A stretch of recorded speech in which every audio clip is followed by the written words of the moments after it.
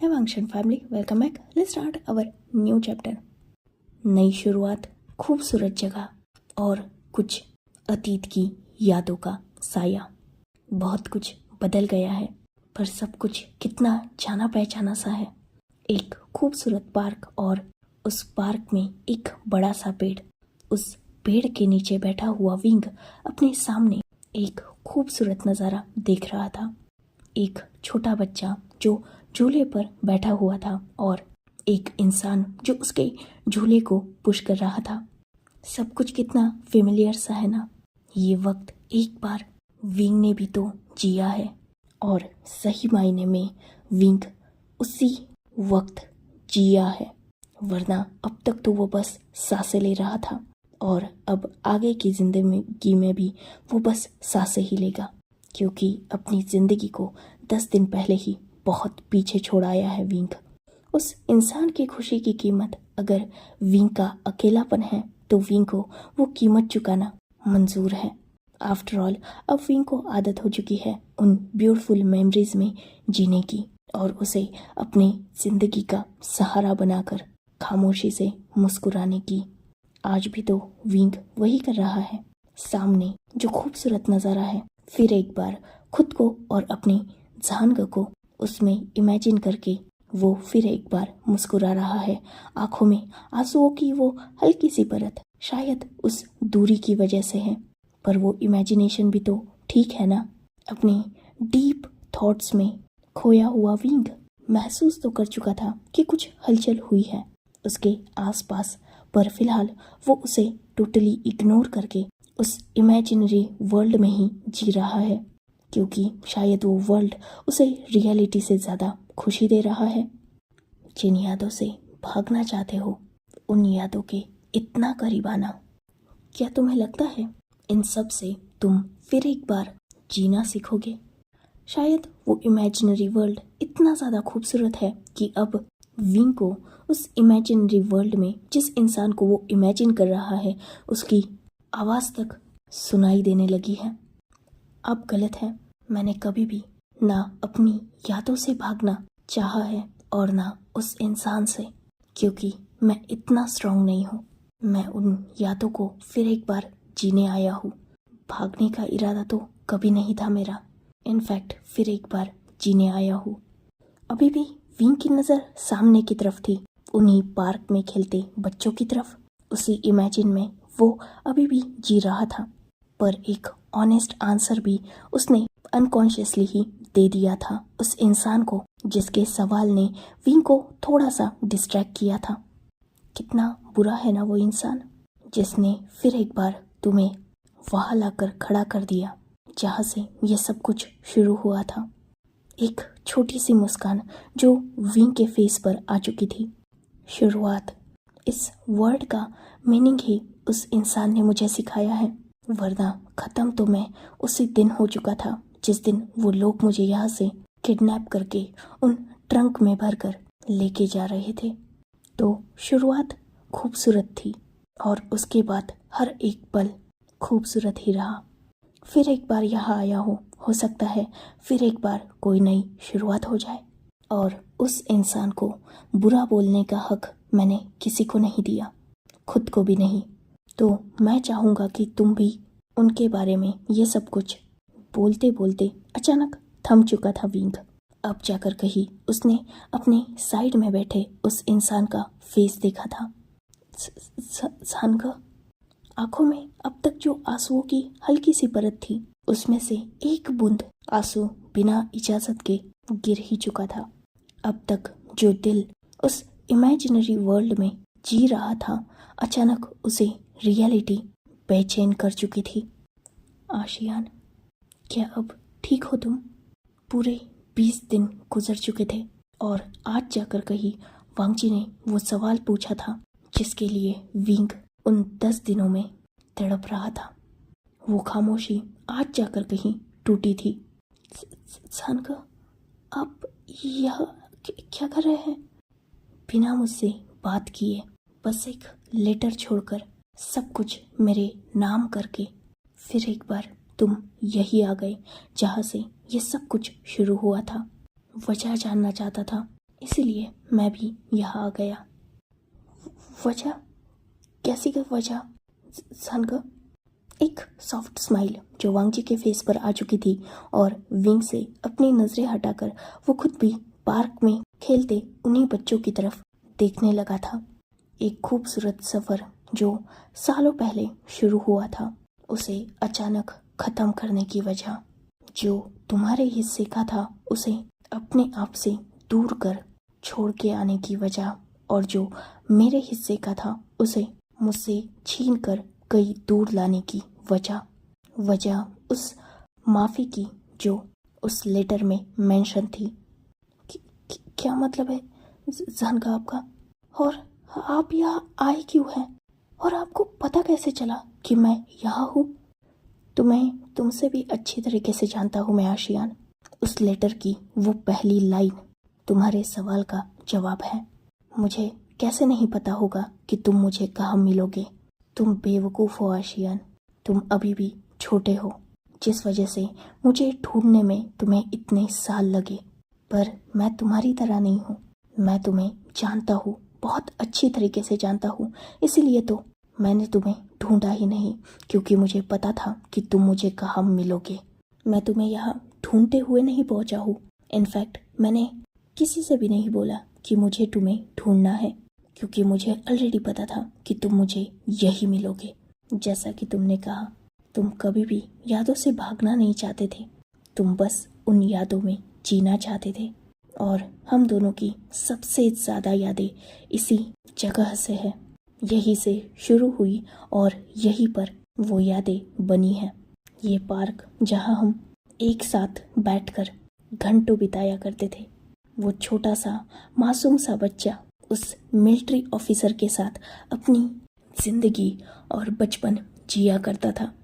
सही कहा जानका, आपका आशियान आज भी आपको ठीक से समझ नहीं पाया, पर ये सारी बातें अब मायने भी नहीं रखती, और आपके लिए तो बिल्कुल नहीं। आपको यहाँ नहीं आना चाहिए था, क्योंकि ये आपकी जगह नहीं है। जो आप चाहते थे वो तो मैंने आपको दे दिया था ना, तो यहाँ आने का क्या मतलब समझूं मैं? और ऐसा क्या है जो मैंने आपसे छीना है और अपने साथ लाया हूँ? क्योंकि जहाँ तक मुझे याद है, मैंने तो आपको वो सब कुछ लौटा दिया जो आपके लिए था। क्या और भी कुछ बचा हुआ है? क्या कुछ पेपर्स और भी साइन करने बचे हैं? आशियान, क्या अपने जानगा से रिवेंज ले रहे हो? विंग जो कंफ्यूज हो चुका था। रिवेंज? कैसा रिवेंज जानका? उस दिन मैंने तुम्हें मनी माइंडेड कहा, तो क्या आज तुम मुझे वो टॉन्ट रिटर्न कर रहे हो? अगर ऐसा है तो मुझे माफ़ कर दो, मेरा मतलब उस दिन वैसा नहीं था। मैं बस समझ नहीं पा रहा था कि तुम अपनी ज़िंदगी में आगे क्यों नहीं बढ़ रहे, इसलिए गुस्से में मैंने उस रात को वो सब कुछ बोल दिया। मेरा ये मतलब बिल्कुल नहीं था कि तुम ग्रीडी हो या फिर मनी माइंडेड हो। इनफैक्ट उस दिन मेरा बस ये सवाल था कि तुम अपनी लाइफ में अकेले क्यों हो? जानकर, आप मेरी लाइफ में बहुत इम्पोर्टेंट हो और आपकी सारी बातें भी मुझ पर बहुत ज़्यादा इफ़ेक्ट करती है। ये सच है, मैं एक्सेप्ट करता हूँ, पर आपकी गुस्से में कई बातों का मुझ पर ज़्यादा कोई फ़र्क नहीं पड़ता। मैंने तो बस ये आउट ऑफ क्यूरियोसिटी पूछा कि आप यहाँ आए क्यों हो। मुझे लगा कुछ पेपर्स साइन करना बचे होंगे, क्योंकि उसके अलावा मेरे पास आपकी कोई भी चीज़ नहीं है। तुमने खुद को कंसिडर नहीं किया आशियान? क्या मतलब है आपका? मुझे क्यों कंसिडर करना चाहिए मैंने? बिना पूरा सच जाने किसी भी सिचुएशन से और प्लेस से, इनफैक्ट इंसान से भी भागना नहीं चाहिए आशियान। और तुमने ये सब कुछ किया। उस दिन अपनी बात ख़त्म की, पर मुझे बोलने का चांस नहीं दिया और बिना मेरी बात सुने सीधा कार में बैठकर वहाँ से निकल गए, उस प्लेस को छोड़कर, जिस वजह से तुम्हारे साथ इतना बड़ा इंसिडेंस हुआ। उसके बाद भी मैं इंतज़ार कर रहा था तुम्हारी रिकवरी का, तुमसे बात करना चाहता था, पर तुम वैसे ही बिना रिकवर हुए, बिना मुझसे बात किए, बिना मेरी बात सुने वहाँ से फिर एक बार भाग गए। मैं भागा नहीं था जानकर, तुम भागे थे आशियान। तुम 20 दिन पहले भी मुझे छोड़कर भागे थे बिना मेरी बात सुने, और तुम 10 दिन पहले भी भागे हो बिना मुझसे बात किए। इस बार अपनी गलती को मानो आशियान, तुम गलत हो। मैं गलत हूँ जानका? क्या सच में मैं गलत हूँ? जानका, 20 दिन पहले मेरा एक्सीडेंट हुआ, उसके दूसरे दिन हॉस्पिटल में जब मेरी आईज ओपन हुई तो सबसे पहले मैं आपको अपनी आंखों के सामने देखना चाहता था, पर आप वहाँ मौजूद नहीं थे। उसके बाद आप मेरे पास आए। क्या एक वर्ड भी आपने मुझसे बोलना सही समझा? 10 दिन तक आपने मेरा ख्याल रखा, मेरी हर ज़रूरत को पूरा किया, पर एक वर्ड भी आपने मुझसे बात की? एक रोबोट की तरह बिहेव कर रहे थे आप, जिस पर सिर्फ मेरी रिस्पॉन्सिबिलिटी थी। क्या मुझे उन सारी हरकतों को कंसिडर नहीं करना चाहिए था? मैंने तुमसे बात नहीं की तो तुमने कौन सी मुझसे बात की आशियान? विंग और वांगजी एक दूसरे की तरफ देख रहे थे। दोनों की आंखों में गुस्सा था, पर वांगजी के इस काउंटर आंसर से अब विंग भी बिल्कुल शांत हो चुका था, क्योंकि इसका जवाब तो विंग के पास भी नहीं था। बोलो ना आशियान, मैंने तुमसे बात नहीं की, ये सच है। तो क्या तुमने मुझसे बात करने की कोशिश की? पर मैं वो कैसे, मतलब मुझे लगा। कितना हेजिटेट कर रहे हो ना? अभी भी तुम क्लियरली मुझसे बात नहीं कर पा रहे। मुझसे नाराज होने का हक तुम्हें है, तो क्या मुझे नहीं है वो हक? क्या मैं नहीं हक रखता तुम पे? नाराजगी, डेफिनेटली वो नाराजगी थी जानकर। नाराजगी क्योंकि मैंने आपसे प्यार करने की गलती की, ऐसा आपको। Just shut up ASEAN, don't complete. यही तुम्हारी प्रॉब्लम है, तुम्हें एग्जैक्ट रीजन पता ही नहीं है। मेरी नाराजगी कभी भी इस बात से नहीं थी कि तुमने मुझसे प्यार किया या उस प्यार का इजहार किया। मुझे नाराजगी इस बात की थी कि तुमने बिना सोचे समझे खुद की जान को रिस्क में डाला।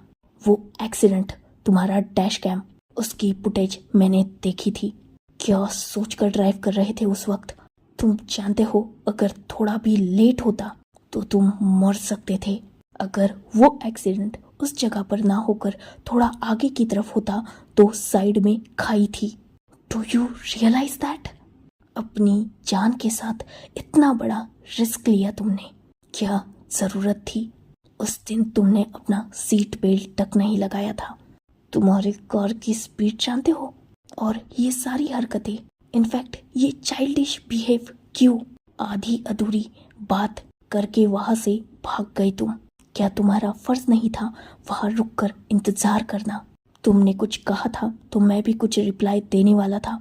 मुझे बस वक्त की जरूरत थी, वो वक्त तुमने मुझे नहीं दिया। उस हॉस्पिटल में उस स्ट्रेचर पर लेटे हुए, पूरी ब्लड से कवर तुम्हारी बॉडी देखना, क्या वो आसान था मेरे लिए? क्या तुमने सोचा तब मुझ पर क्या बीती होगी? रात भर मैं तुम्हारे पास था, एक पल भी तुमसे दूर नहीं हुआ, और अगर दूसरे दिन तुमने जब अपनी आईज ओपन की तब मैं तुम्हारे सामने नहीं था, उसका रीजन पूछना जरूरी नहीं था? कहाँ गए थे जानकर?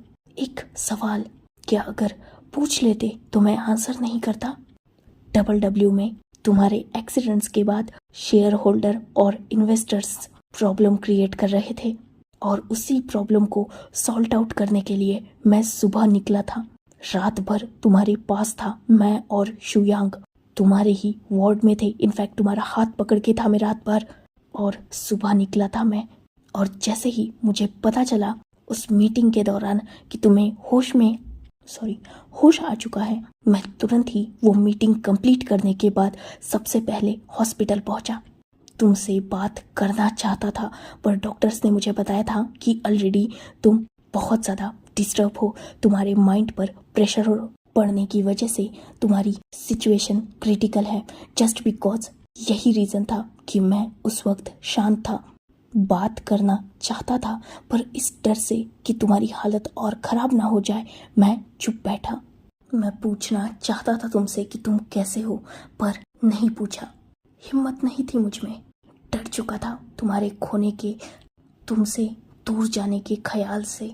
जैसे उस वक्त मेरी पूरी बात सुने बिना तुम मुझसे दूर चले गए, वैसे ही फिर एक बार कोई बेवकूफ़ी ना कर दूँ, कुछ गलत ना कह दूँ तुम्हें, और तुम फिर एक बार मुझसे दूर ना चले जाओ, वो भी हमेशा के लिए। इसीलिए डरा हुआ था, नहीं पूछ पाया। पर क्या मेरी केयर वो कंसिडर नहीं की तुमने? क्यों एक ही रूम में तुम्हारे साथ रहता था? क्यों तुम्हें अपने हाथ से खाना खिलाता था? क्यों तुम्हारा हर एक छोटे से बड़ा काम मैं खुद अपने हाथों से कर रहा था? ये नहीं देखा तुमने? अरे मैं एक पल भी तुम्हें छोड़ के जाना तक नहीं चाहता था, पर मेरी मजबूरी थी, क्योंकि डबल डब्ल्यू को मुझे संभालना था। तुम्हारे एक्सीडेंट के बाद डबल डब्ल्यू में बहुत सारी मैस हो चुकी थी। शुयांग तुम्हें सारी रिपोर्ट्स देता था, पर वो रिपोर्ट्स भी मुझसे आकर बाद में तुम्हारे पास जाती थी, क्योंकि मैं नहीं चाहता था कि तुम किसी भी तरह का स्ट्रेस लो। इसीलिए सब कुछ नॉर्मल दिखा रहा था तुम्हें, पर वो प्रॉब्लम्स बहुत बड़ी थी। अगर एक पल भी मैं डबल डब्ल्यू को इग्नोर करने की कोशिश करता ना, तो शायद तुम्हारी वो बरसों की मेहनत वो सारे लोग 2 पल में खत्म कर देते, जो मैं नहीं चाहता था। इसीलिए तुम्हारा ख्याल भी रख रहा था और डबल डब्ल्यू का वर्क भी कर रहा था। बहुत बातें करनी थी तुमसे, बहुत कुछ शेयर करना था, पर नहीं कर पा रहा था, क्योंकि उन बातों के लिए मेरे पास वक्त ही नहीं था। और जो भी बातें हम दोनों के बीच में होती, वो ऑब्वियसली तुम्हें इफेक्ट करती। नहीं चाहता था कि जो कंडीशन अभी तुम्हारी थोड़ी बहुत सुधरी है, वो फिर से और भी ज़्यादा खराब हो जाए। इसीलिए चुप रहता था। पर तुमने उस बात को गलत वे में लिया। तुमने मुझे समझने की कोशिश ही नहीं की आशियान। चलो नहीं समझे, समझ सकता हूँ मैं खुद भी। कंडीशंस, सिचुएशंस वैसी नहीं थी जो तुम्हें अलाउ करती मेरे बारे में सोचने या समझने के लिए। पर क्या तुम्हें इंतज़ार नहीं करना चाहिए था? क्या मुझे वक्त की ज़रूरत नहीं थी? मुझे वक्त की ज़रूरत थी। मुझे सब कुछ संभालना था, तुम्हारा ख्याल रखना था, डबल डब्ल्यू को संभालना था, और मोस्ट इम्पॉर्टेंट खुद की फीलिंग्स से मैं लड़ रहा था। तुम वो सारी बातें बोलकर वहाँ से निकल गए, लेकिन उन बातों का मुझ पर क्या इफ़ेक्ट होगा? मुझे उस वक्त क्या रिएक्ट करना चाहिए था? मुझ में क्या इमोशंस थे, क्या फीलिंग्स थी? वो सब कुछ संभालने के लिए क्या मुझे वक्त नहीं चाहिए था? क्या वो वक्त तुमने मुझे दिया? बोलो आशियान, अब क्यों चुप हो? दो जवाब अपने सांको को। विंग, जिसकी नज़रें नीचे हो चुकी थी और वो वांग जी की सारी बातों के बारे में सोच रहा था। सही तो कह रहा है वांग जी, वो अब तक भागते ही तो आया है, और विंग ने कभी भी वांग जी को वो वक्त दिया ही नहीं जिस वक्त की ज़रूरत वांग जी को थी। विंग ने प्यार तो कर लिया, पर उस प्यार को समझने के लिए, इनफैक्ट उस बारे में सोचने के लिए भी उसने वांग जी को वक्त नहीं दिया। वक्त, यू आर राइट सांका, मैं गलत हूँ, मैं बहुत गलत हूँ। मैंने सोचा ही नहीं इन सब चीज़ों के बारे में। मुझे सोचना चाहिए था, पर मैंने सोचा ही नहीं। आपसे प्यार करना मेरे लिए बहुत आसान था, क्योंकि मेरा प्यार तो बहुत पहले से था। पर मैंने ये सोचा ही नहीं कि जब आपको अचानक उस प्यार का पता लगेगा तो आपको कैसा फील होगा। मेरी गलती है, सब मेरी गलती है। आई एम सॉरी जानका, मुझे माफ़ कर दो। विंग ने वांग जी के पॉइंट ऑफ व्यू से सोचना जब स्टार्ट किया, तो वांग जी की सारी बातों में मीनिंग था, जिसे अब जाकर कहीं विंग समझ पा रहा था।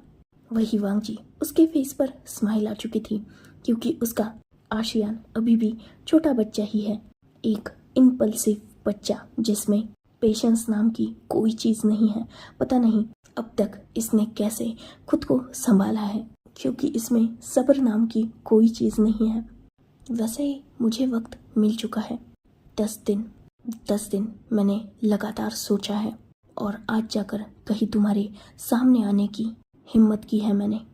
क्या तुम आज मेरा जवाब नहीं जानना चाहोगे आशियान? विंग, जो कंफ्यूज नजर आ रहा था, वही विंग का ये रिएक्शन देखकर वांग जी के फेस पर स्माइल आ चुकी थी। अपने एक हाथ को आगे बढ़ाकर वांग जी ने विंग के फेस को प्यार से सहलाया। वो दोनों भी एक दूसरे की आंखों में देख रहे थे। विंग, जो क्लियरली वांग जी की आंखों में कुछ अलग देख पा रहा था, एक अलग सी शाइन थी वांग जी की आंखों में, जिसने विंग को और भी ज़्यादा कंफ्यूज कर दिया था। वो खूबसूरत सफ़र जो सालों पहले शुरू हुआ था, वो अब हमारे आखिरी सांस तक चलेगा। विंग जो और भी ज़्यादा कंफ्यूज हो चुका था। क्या मतलब है? जो इम्पोर्टेंट तुम वहाँ से मेरा अपने साथ लाए हो, मैं उसे ही वापस लेने यहाँ आया हूँ। विंग जो अभी भी कंफ्यूज नजर आ रहा था, वही वांग जी जिसके फेस पर एक प्यारी सी स्माइल थी। अभी भी नहीं समझे? सांग क्लियर बोलिए ना, आपको क्या चाहिए मुझसे? आशियान, मुझे आशियान चाहिए। विंग जो अभी भी कंफ्यूज नजर आ रहा था, वही वांग जी जिसकी स्माइल और भी ज्यादा बढ़ चुकी थी। एक हल्का सा हिट जो वांग जी ने विंग के हेड पर किया था, और उस हिट की वजह से विंग के मुंह से एक हल्की सी पेनफुल वॉइस भी निकल ही चुकी थी, और वो अपने सर को सहला रहा था। I love you too. बेवकूफ। विंग जिसकी आईज वाइडन हो चुकी थी और वो वांग जी की तरफ शॉकिंगली देख रहा था, एंड उसका रिएक्शन जस्ट लाइक व्हाट। वांग जी जो हंसने लगा था, वही विंग जो अपनी जगह से खड़ा हो चुका था। अपने नीज पर खुद को मैनेज करने के बाद विंग ने वांग जी के दोनों शोल्डर को टाइटली होल्ड कर लिया था, और वो अभी भी वांग जी की तरफ शॉकिंगली देख रहा था, जिसके फेस पर बहुत बड़ी सी स्माइल थी। Sanga, repeat what did you said now? Wang ji जो बस हंसे जा रहा था, वही विंग जो अभी भी शॉक था। जो उसने सुना, क्या वो सच था? सांगा प्लीज बोलो ना, क्या कहा आपने? Did you just say to you love me? Sanga बोलो ना, क्या आपने अभी भी कहा कि आप भी मुझसे प्यार करते हो? आप जानते हो ना उसका मतलब? नॉट एज ब्रदर, मैं आपसे पार्टनर की तरह प्यार करता हूँ। You understand right? ये कोई मजाक नहीं है। सांगा बोलो ना। वांग जी जो लगातार हंसे जा रहा था, वही विंग जो बहुत डेस्परेट था वांग जी ने जो कहा उसकी सच्चाई जानने के लिए, जिस वजह से वो वांग जी के दोनों शोल्डर को पकड़ के उसे जोर जोर से शेक कर रहा था। ऑफ कोर्स मैंने वही कहा जो तुमने सुना। I said I love you, not as big brother और guardian, as a partner, as your lover. Wing जिसने वांग जी को अचानक से छोड़ दिया और वो वांग जी की तरफ देख रहा था, वो भी बहुत शॉकिंगली, वही वांग जी भी विंग की तरफ एक स्माइल के साथ देख रहा था। सांग ये मजाक नहीं है ना? क्योंकि अगर ये मजाक है ना तो प्लीज इसे बंद कर दो, क्योंकि एक बार अगर मैं इसमें जीने लगा ना तो बिलीव मी मैं सह नहीं पाऊंगा। अगर बाद में मुझे पता चला कि ये मजाक है तो मैं मर जाऊंगा सांग। So please. तुम्हें ऐसा क्यों लगता है कि मैं तुमसे मजाक करूंगा आशियान? ये कोई मजाक नहीं है, मैं सच में तुमसे प्यार करता हूँ। बहुत सोचा है मैंने इस बारे में, 10 दिन तक लगातार सोचा है, तब जाकर कहीं आज श्योरिटी मिली है मुझे। और जब श्योरिटी मिली तो एक पल भी वहाँ रह नहीं पाया, तुरंत ही यहाँ गया। डेस्परेटली तुमसे मिलना चाहता था, पर अचानक मतलब कैसे? आप लड़कों को कैसे पसंद कर सकते हो? मैंने कब कहा कि मैं लड़कों को पसंद करता हूँ? मैंने कहा मैं तुम्हें पसंद करता हूँ। इनफैक्ट मैंने ये कहा कि मैं तुमसे प्यार करता हूँ, किसी और को नहीं। ऑनेस्टली बोलूँ, आज तक कभी भी अपनी लाइफ में इन रिलेशनशिप के मैटर्स में पड़ा ही नहीं। अक्सर इनसे दूर ही भागता गया, क्योंकि मेरी लाइफ में कभी वो वक्त आया ही नहीं। यहाँ से जाने के बाद तुरंत लैंड फैमिली में जो प्रॉब्लम्स थी उनसे लड़ने लगा। उन प्रॉब्लम्स में इतना उलझ गया कि कभी भी इन सब चीज़ों पर ध्यान देने की कोशिश ही नहीं की, और ना इतना वक्त मिला। मैंने रिलीफ की ब्रेथ तब ली जब तुम मेरी लाइफ में आए, पर उस वक्त भी मेरे पास इन सब चीज़ों के बारे में सोचने के लिए वक्त नहीं था, या यूँ कहा जाए वक्त था भी तो मुझे इन सब चीज़ों के बारे में इतना कुछ इंटरेस्ट नहीं था। मुझ में इंटरेस्ट दिखाने वाली बहुत सारी थी, पर मैं किसी में भी इंटरेस्ट दिखा ही नहीं पाया। मुझे लगता था कि मेरी लाइफ में प्रॉब्लम्स बहुत ज़्यादा है, जिस वजह से ये सारी चीज़ों को मैं इग्नोर करता हूँ। पर जब सब कुछ ठीक हो गया तब भी मैं इन सब चीज़ों के बारे में सोच नहीं पाया। इनफैक्ट मैं तुम्हारे लिए किसी को ढूंढने लगा, और उस रात जब तुमने मुझसे अपनी फीलिंग्स कन्फेस की तो मैं समझ ही नहीं पाया।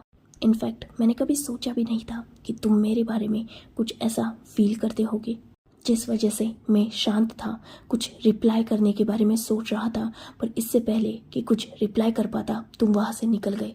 जब तुम वहाँ से निकले तब मेरे पास वक्त था, मैं सोच रहा था तुम्हारे बारे में। मुझे उस वक्त तो कुछ भी क्लैरिफिकेशन नहीं मिला, पर एक कॉल आया जिसने मुझे तुम्हारी सिचुएशन बताई। तुम हॉस्पिटल में थे और मैं वहाँ भागता आया। तुम्हें अपने सामने जब ब्लड में कवर देखा तो एक पल के लिए मुझे ऐसा लगा जैसे तुम्हारी नहीं बल्कि मेरी जान निकल रही है। रात भर बहुत परेशान था तुम्हारे लिए, बहुत कुछ सोचने लगा था।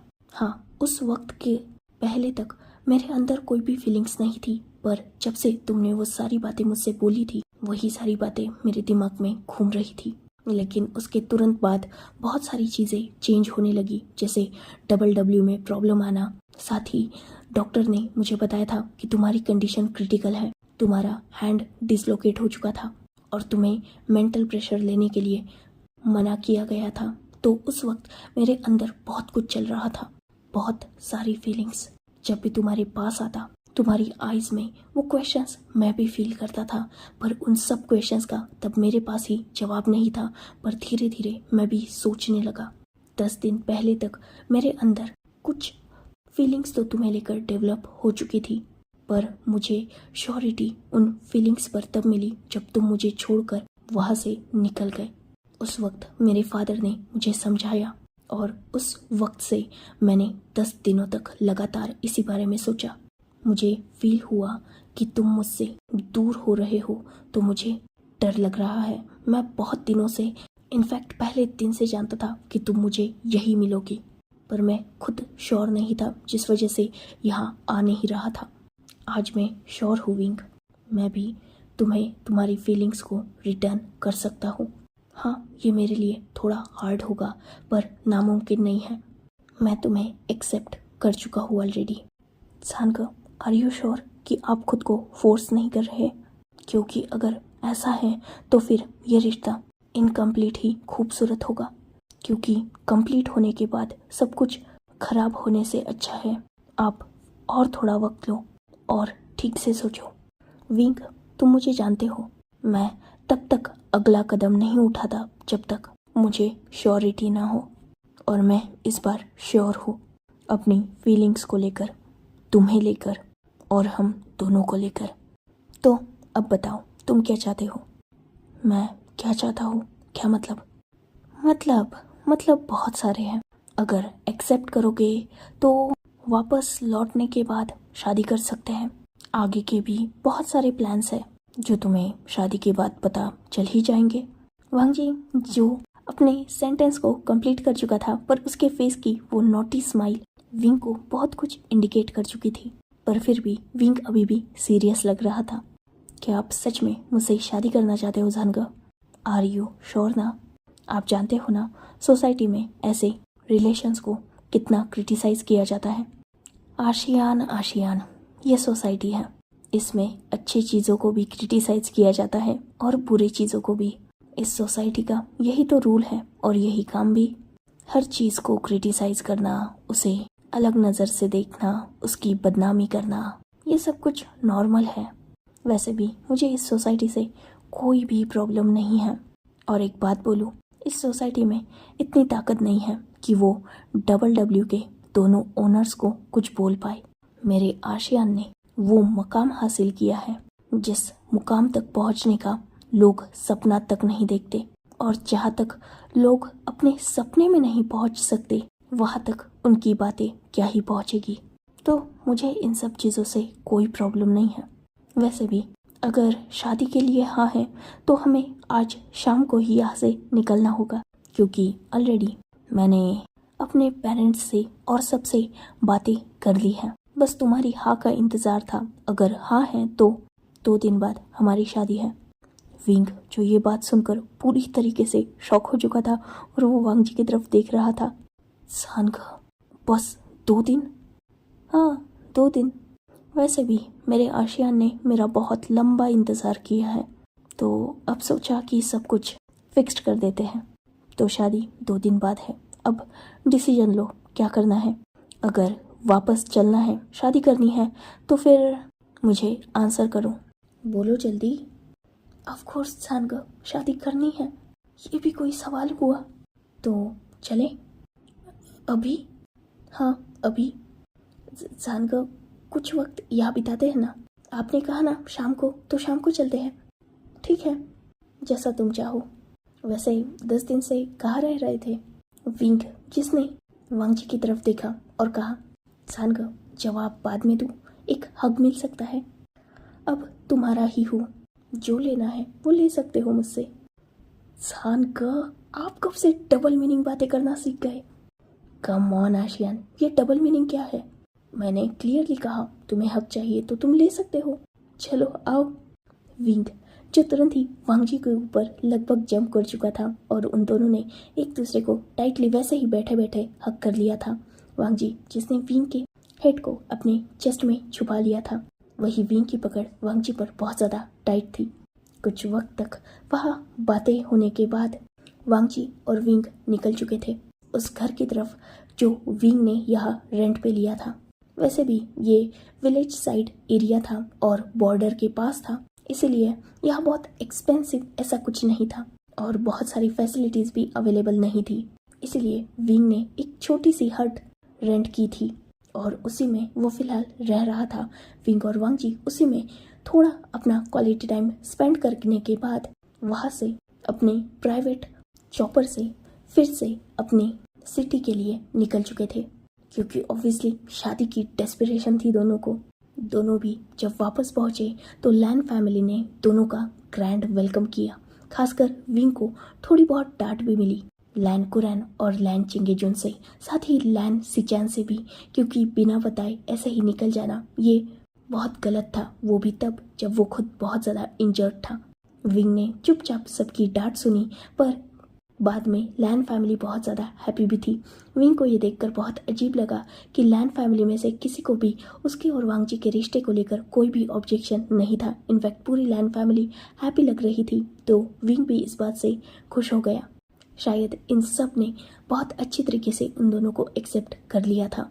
विंग जब वहाँ पहुँचा तब शादी की ऑलमोस्ट प्रिपरेशन तो हो चुकी थी, बस ड्रेस और रिंग्स ही बची हुई थी। बहुत ग्रैंड नहीं, बल्कि एक छोटी सी वेडिंग जो बस फैमिली मेंबर्स में ही होने वाली थी। शुयांग, शाओ शिनचैन, वांगजी के सारे सर्वेंट, मेड, गार्ड्स, लैन फैमिली, बस इतने ही लोग इंक्लूड थे और शादी भी उनके मेंशन में ही होने वाली थी। वांगजी और विंग नेक्स्ट डे ही अपना वेडिंग आउटफिट भी कंफर्म कर चुके थे और फाइनली आज शादी का दिन था। जहाँ एक तरफ शुयांग और शाओ शिनचैन विंग को रेडी कर रहे थे, वही वांगजी के रूम में सिचैन, कुरैन और चिंगेजुन थे। सब बहुत ज़्यादा हैप्पी थे। ब्लैक एंड वाइट का ब्यूटीफुल कपल आउटफिट, जिसमें वो दोनों भी बहुत ज़्यादा हैंडसम लग रहे थे। वांगजी जो विंग का इंतज़ार कर रहा था, वही विंग को वांगजी तक पहुंचाने का जिम्मा इस बार शुयांग और शाओ शिनचैन के पास था। उन दोनों ने भी विंग का हाथ वांगजी के हाथ में दिया। वांगजी जो बहुत ज़्यादा खुश था, वही विंग की स्माइल तो बस देखने लायक थी। उसने बरसों पहले देखा हुआ वो खूबसूरत सपना पूरा हो चुका। दोनों ने एंगेजमेंट रिंग्स एक्सचेंज की। बाद में रेड थ्रेड उन दोनों के हाथ में बांध दिया गया। अर्थ और हेवन, अपने एंसेस्टर, एल्डर्स, सबको रिस्पेक्टफुली बो करने के बाद उन्होंने एक दूसरे को भी रिस्पेक्टफुली बो किया एंड देन पैशनेट किस, जिससे उनकी शादी सील हो गई। एक अलग सी हैप्पीनेस आ चुकी थी और सब बहुत ज़्यादा खुश थे। एक छोटा सा वेडिंग बैंक्वेट अटेंड करने के बाद फाइनली उन्होंने अपने बचे हुए रिचुअल्स भी कंप्लीट किए। एक शादी तो कंप्लीट हो चुकी थी, पर दूसरी शादी का कहीं ना कहीं हिंट भी सबको मिल चुका था, क्योंकि सिचैन बहुत ज़्यादा क्लोज नहीं हो रहे थे वेंचिंग के।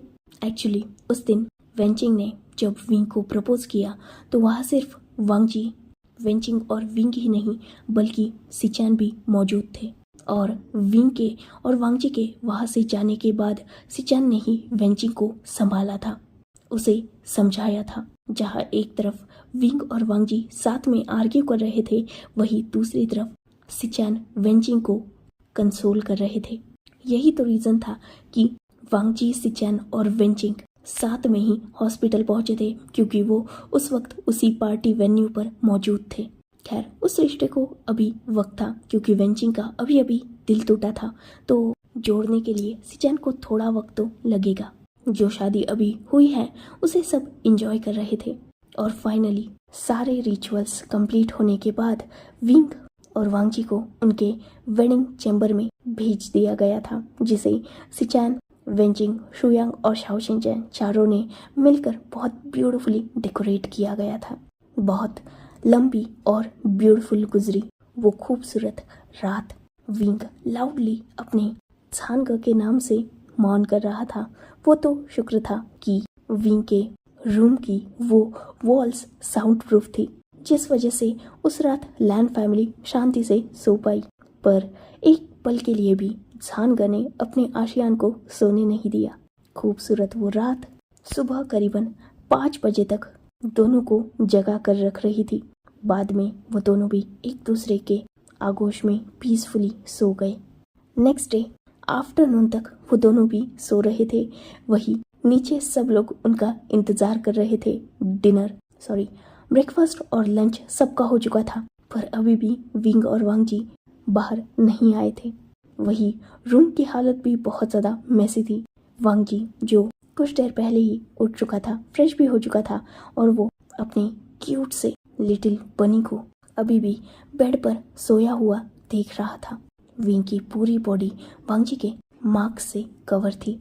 वांगजी को आज विंग को देखकर ये रियलाइज हो चुका था कि प्यार में कुछ भी मैटर नहीं करता, ना एज और ना ही सोसाइटीज की बाउंड्रीज, ना ही उन दोनों में जो डिफरेंस है वो उन दोनों को एक दूसरे से दूर कर पाया।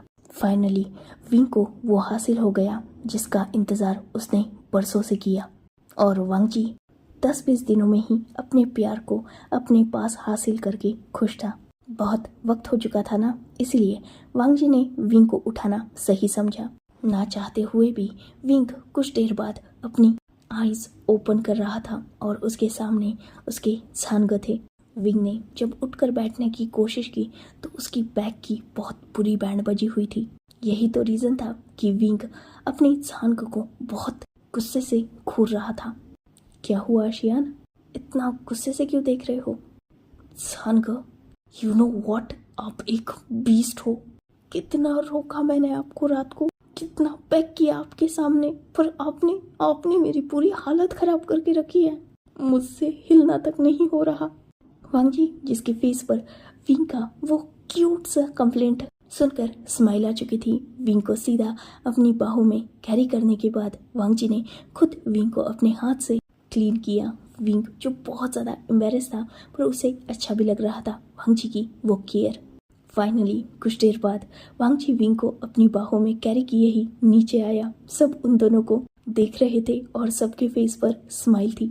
शुयांग, शाओशिनचैन और सिचैन तीनों की भी नज़रों में विंग क्लियरली टीजिंग देख सकता था, जिस वजह से विंग जो बहुत ज़्यादा एम्बेरस हो चुका था, पर वांगजी वो बहुत ज़्यादा शेमलेस की तरह बिहेव कर रहा था। खैर, लैनी ने विंग और वांगजी को कुछ फूड दिया, क्योंकि ऑब्वियसली उन्होंने रात से कुछ भी नहीं खाया था। सब हॉल में एक साथ बैठे हुए थे, एक दूसरे से बातें कर रहे थे। फाइनली एक अनाथ को एक खूबसूरत फैमिली मिल चुकी थी, और अब विंग की लाइफ में सब कुछ था, बिल्कुल परफेक्ट थी उसकी लाइफ। डब्ल्यू को फिर से विंग और वांगजी हैंडल करने वाले थे, और सिचैन पर लैंड कॉर्पोरेशन की जिम्मेदारी आ चुकी थी। सब बहुत ज़्यादा खूबसूरत था और बहुत कुछ परफेक्ट भी, और इनकी इसी परफेक्ट और खूबसूरत लाइफ के साथ ये जर्नी वांगशियान की लाइफ की आगे की लाइफ रही। पर हमारी जर्नी जो अब नेक्स्ट फिक्शन में फिर एक बार स्टार्ट होगी। प्लीज़ प्लीज़ प्लीज़ मुझे बताना कि आपको ये ब्यूटीफुल जर्नी कैसी लगी। अपने कमेंट्स थ्रू, लाइक्स थ्रू बहुत सारा प्यार देना, जिसका अक्सर मुझे इंतज़ार रहता है। तब तक के लिए good bye, take care, enjoy your beautiful life.